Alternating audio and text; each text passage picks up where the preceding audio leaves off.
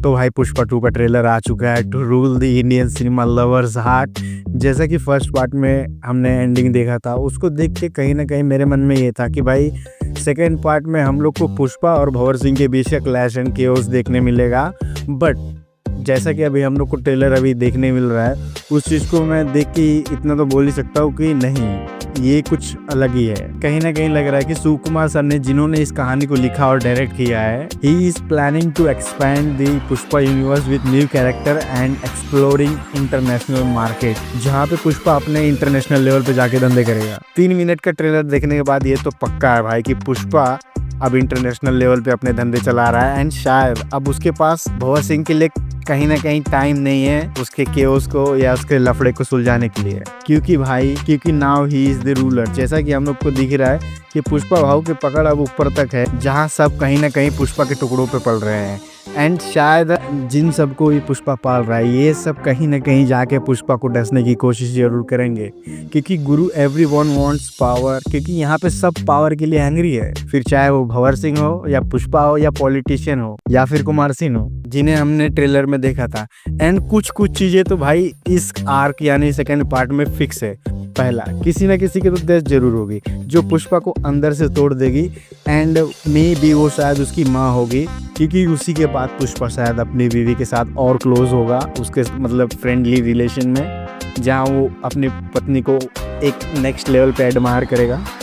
दूसरा, पुष्पा अब बड़ा हो चुका है एंड उसके पास अब छोटे मोटे लफड़े के लिए टाइम नहीं है, क्योंकि बंदे के पास अब इतना पैसा है कि वो अब किसी को भी झुका सकता है एंड कहीं ना कहीं हमने इस चीज को ट्रेलर में देखा ही है। And third, just like KGF, जैसा कि रॉकी एक गोल्डी बिस्कुट के लिए उस पुलिस स्टेशन में चला जाता है, ठीक वैसे ही पुष्पा भी अपना हायरार्की को मेंटेन करने के लिए वो अपने 1 रुपए को भी वसूल करने के लिए इंटरनेशनली जाएगा, क्योंकि अगर पुष्पा का 1 रुपया भी किसी के पास है तो वो किसी को छोड़ने वाला नहीं है। एंड फोर्थ ये कि पार्ट 1 के सभी मेन विलन्स जो कहीं ना कहीं किल से हुए हैं एंड वो सभी ग्रुप बना के पुष्पा को कहीं ना कहीं नीचे लाने की कोशिश कर रहे हैं, ताकि वो अपना स्टेटस ऊपर कर सके और पैसा और बदला तीनों वापस ले सके। बट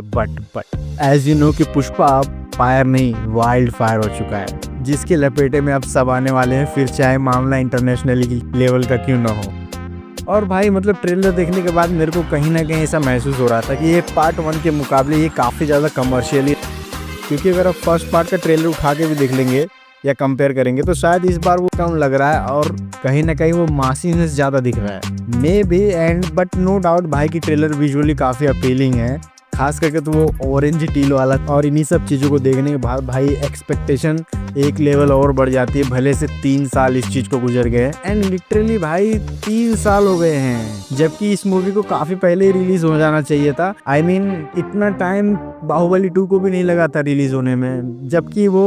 उस समय की दी बिगेस्ट VFX मेरे ख्याल से इस्तेमाल किया गया था उस टाइम का। अगर पुष्पा ना होती तो मैं भाई सच बता रहा हूँ, हम लोग को ना अब तक 2 और मूवी देखने मिल जाती। I mean, मतलब बाहुबली जैसी मूवीज को भी बस 2 साल ही लगे मतलब वापस से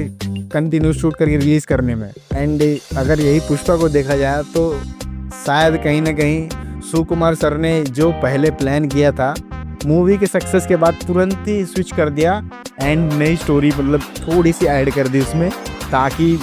एक्सपेंड कर सके उस चीज़ की यूनिवर्स को। एंड भाई अगर सुकुमार सर ने 3 साल का इंतजार कराया तो मेरे ख्याल से कुछ ना कुछ तो उनके पास ऐसा। दैट्स इट, तो बस यही था आज का वीडियो एंड मिलते हैं नेक्स्ट पुष्पा वाली थ्योरी वीडियो पे एंड समरी एक्सप्लेनेशन पे। तब तक के लिए देखते रहिए वर्ल्ड एक्सप्लेन।